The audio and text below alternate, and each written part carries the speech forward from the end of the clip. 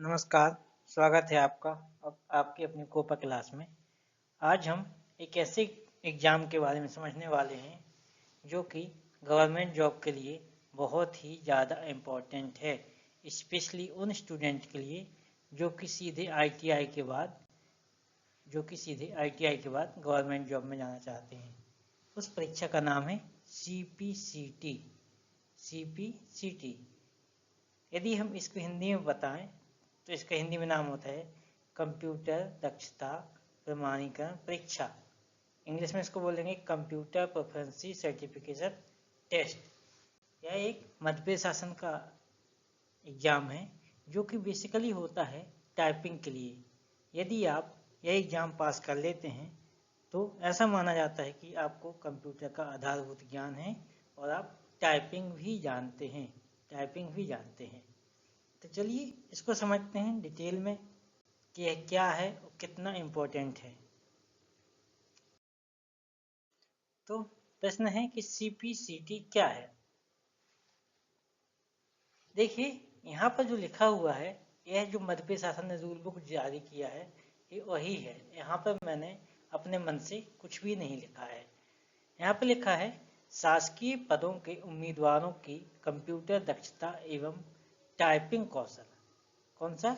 Computer दक्षता और typing कौशल के आकलन हेतु शासन ने कंप्यूटर दक्षता प्रमाणीकरण परीक्षा को प्रदेश में अनिवार्य किया है। अर्थात यदि किसी एग्जाम में टाइपिंग मांगा जाता है और बेसिक कंप्यूटर का ज्ञान, तब यह एग्जाम वहाँ पर लागू होगा। इसके पीछे थोड़ा सा हम बात करें हिस्ट्री में, तो पहले क्या होता था, विभिन्न बोर्ड द्वारा टाइपिंग परीक्षाएं कराई जाती थी। टाइपिंग परीक्षाएं तो वहाँ पे क्या बहुत ज़्यादा फ्रॉड होता था। लोग बिना एग्जाम दिए ही टाइपिंग परीक्षा पास कर लेते थे। उस तरीके को सुधारने के लिए वर्ष 2015 में मध्य प्रदेश शासन ने एक नया एग्जाम लाए जिसका नाम दिया गया सीपीसीटी। यह लागू कहाँ होगा, यह परीक्षा लागू कहाँ होगी, कहाँ पर आवश्यक होगी? तो दूसरा समझिए इसका, उम्मीदवारों की दक्षता का आकलन कंप्यूटर आधारित ऑनलाइन परीक्षा के माध्यम से, बहुविकल्पीय प्रश्न टाइपिंग परीक्षा, है ना। तो सीपीसीटी में क्या होगा, कंप्यूटर का सामान्य नॉलेज और टाइपिंग परीक्षा।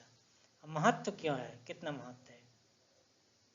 मध्य प्रदेश शासन का एक विभाग है सामान्य प्रशासन विभाग, इसको इंग्लिश में बोलते हैं जीएडी, जनरल एडमिनिस्ट्रेटिव डिपार्टमेंट।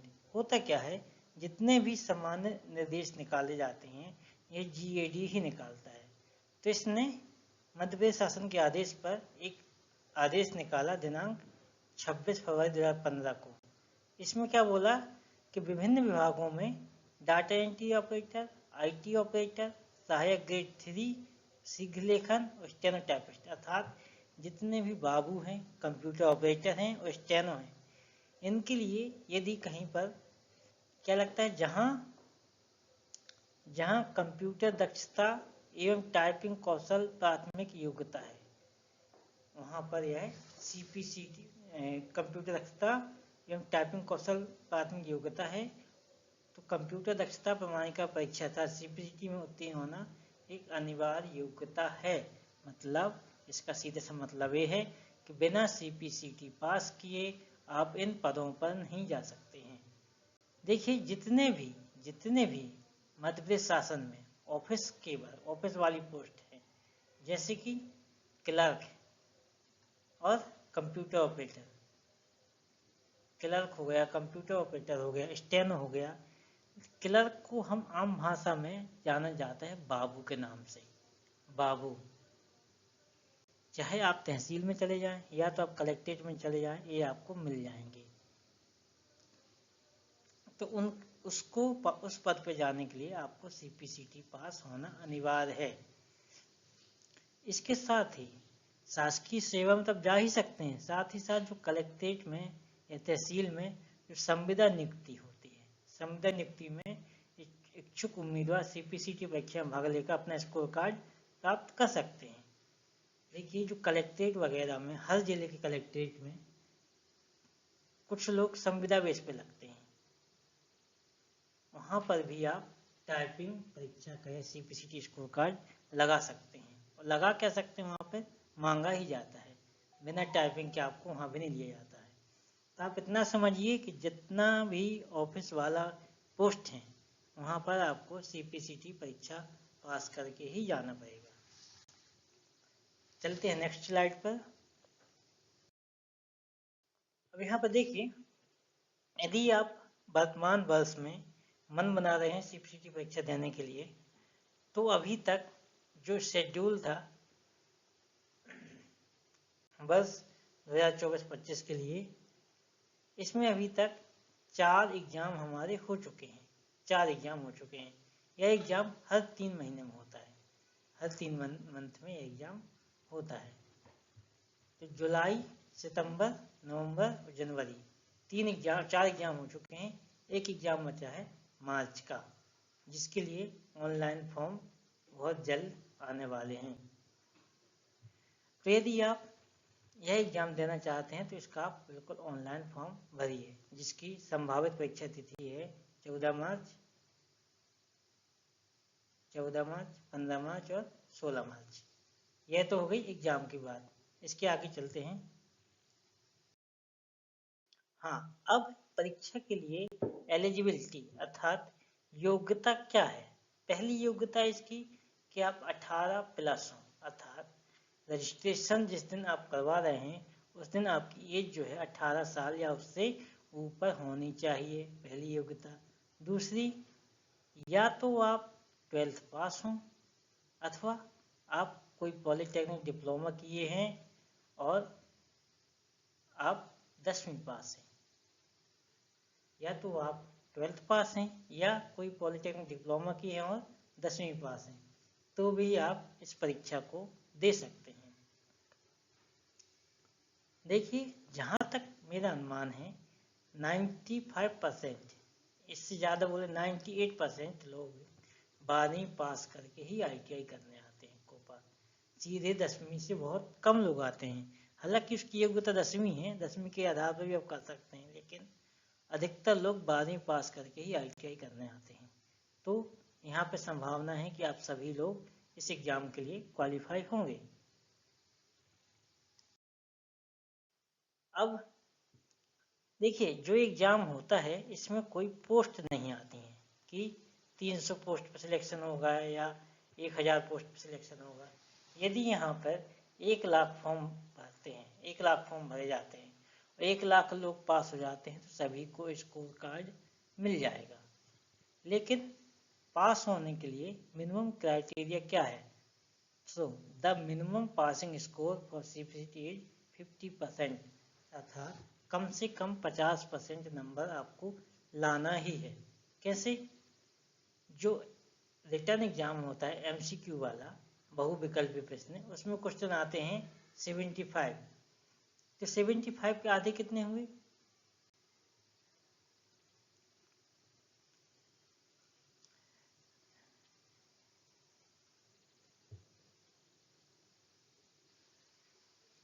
तो 75 के आधे होते हैं 37.5।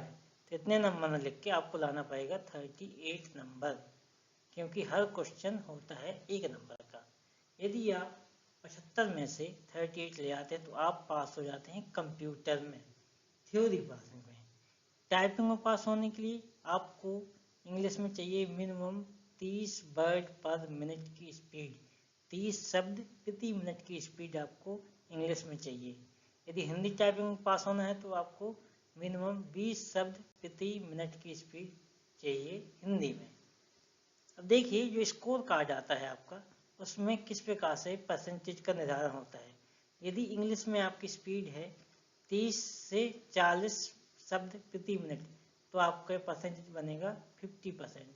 इसी प्रकार यदि 41 से 50 है तो परसेंटेज बनेगा 60%, 51 से 60 में 70%, 61 से 70 में 80%, 71 से 80 में 90%, और यदि आपकी स्पीड 81 शब्द प्रति मिनट से अधिक आती है तो आपकी परसेंटेज बनेगा 100%। इसका माना जाएगा कि आपको 100% इंग्लिश टाइपिंग आती है। हालांकि यदि आप पास हो जाते हैं तो यहाँ पे परसेंटेज का कोई लेना देना ज़्यादा नहीं रहता है, ठीक है।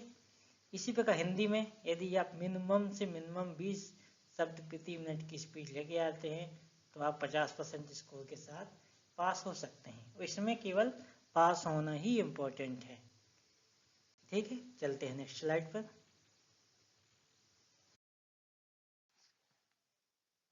अब एक बात यहाँ पे समझिए कि जो मध्य प्रदेश शासन में नौकरियां आती हैं, इनमें से अधिकतर में मैं यदि मान के चलूँ मैक्सिमम तो 98% नौकरियों में हिंदी टाइपिंग ही मानी जाती है, क्योंकि मध्य प्रदेश कैसा राज्य है, एक हिंदी भाषी राज्य है। तो यहाँ पे जो काम होता है शासकीय कार्यालयों में वह हिंदी में होता है। तो 98% परीक्षाओं में हिंदी टाइपिंग ही मानी जाती है। केवल एक एग्जाम है जो है एमपी हाई कोर्ट में इंग्लिश टाइपिस्ट का, वहाँ पर इंग्लिश टाइपिंग मांगी जाती है। और अधिकतर लोग जो है हिंदी टाइपिंग ही क्वालिफाई कर पाते हैं। इसको हम समझेंगे इस डायग्राम के थ्रू। इस जो दिया है इसमें देखिए, यह दिया है समरी 2016-2022 तक की। जो ब्लू है यह बता रहा है कि कितने लोगों ने एमसीक्यू पास किया। जो यह येलो टाइप रेड है यह बता रहा है कि एमसीक्यू और इंग्लिश टाइपिंग कितने लोगों ने पास किया। ये ब्राउन वाला बता रहा है कि एमसीक्यू और हिंदी टाइपिंग कितने लोगों ने पास किया। और तीनों चीज एमसीक्यू इंग्लिश हिंदी दोनों कितने लोगों ने पास किया। तो 2016 में केवल 47% लोगों ने एमसीक्यू पास किया और 16% लोगों ने एमसीक्यू और हिंदी टाइपिंग परीक्षा पास की, जबकि मात्र 2% लोगों ने एमसीक्यू और इंग्लिश टाइपिंग परीक्षा पास की। इसी प्रकार 2% लोगों ने ही एमसीक्यू और इंग्लिश प्लस हिंदी परीक्षा पास की। यहाँ पर सीधे से मतलब ये निकलता है कि मैक्सिमम लोग एमसीक्यू और प्लस हिंदी परीक्षा पास करते हैं, और यह सफिशिएंट भी है, ज़्यादा इसमें परेशान होने की जरूरत नहीं है। यदि आपका इंग्लिश नहीं निकल रहा है तो पर्याप्त है। देखिए यहाँ पर सभी में इंग्लिश वाला ग्राफ जो है सबसे कम होगा। अब कितने लोगों ने परीक्षा दी, तो देखिए एग्जाम शुरू हुआ 2015 में, तो उस समय ज़्यादा लोगों को पता नहीं था। तो 2016 में परीक्षा दी 38,634 लोगों ने, इतने लोगों ने फॉर्म भरा, जिसमें से एग्जाम में बैठे 28,179 लोगों में। लेकिन जैसे जैसे लोगों को पता चलते गया, अब देखिए आपको 2021 का डेटा है, अभी तो 2025 चल रहा है, अभी तो और ज़्यादा होंगे। यहाँ पर 1,22,325 लोगों ने फॉर्म भरा, इसमें से 1,08,784 लोग इसमें परीक्षा में बैठे। अब आप समझ सकते हैं कि लोग कितने जागरूक हैं और उनको कितनी चिंता है नौकरी की। यदि आपको भी नौकरी की चिंता है तो मेरा तो मानना है कि आपको 100% इस परीक्षा को बैठ के निकालना चाहिए, 100%। अभी जो पटवारी एग्जाम होता है उसमें भी सीपीसीटी मांगता है। सीपीसीटी पहले नहीं मांगता, लेकिन पटवारी पास होने के बाद आपको 3 साल के अंदर सीपीसीटी करना पड़ेगा। अब परीक्षा का स्ट्रक्चर क्या रहता है, एग्जाम का स्ट्रक्चर जैसे मैंने बताया, 75 नंबर का होंगे एमसीक्यू, जिनको आपको टाइम मिलेगा 75 मिनट अर्थात 1 घंटे 15 मिनट।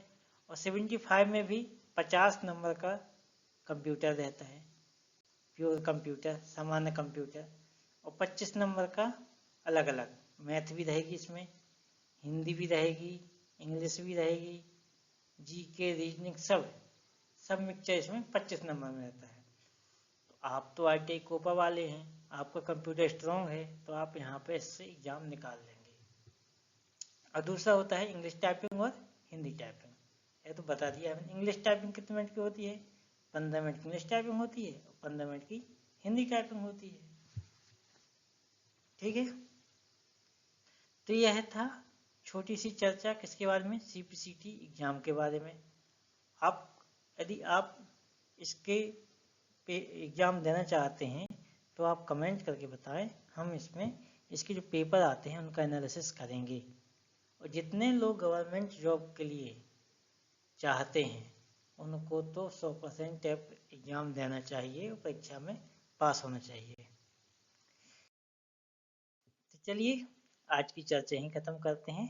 आप हमें बताएं कमेंट में कैसा लगा ये वीडियो, और यदि कोई और जानकारी चाहते हैं तो हमें बताएं, हम उसके संबंध में वीडियो लेकर आएंगे। मिलते हैं अगले वीडियो में, तब तक के लिए थैंक यू। यदि वीडियो अच्छा लगता है तो चैनल को सब्सक्राइब करना जरूर भूलें, चैनल को जरूर सब्सक्राइब करें और इस वीडियो को शेयर करना है आपको। चलिए थैंक यू।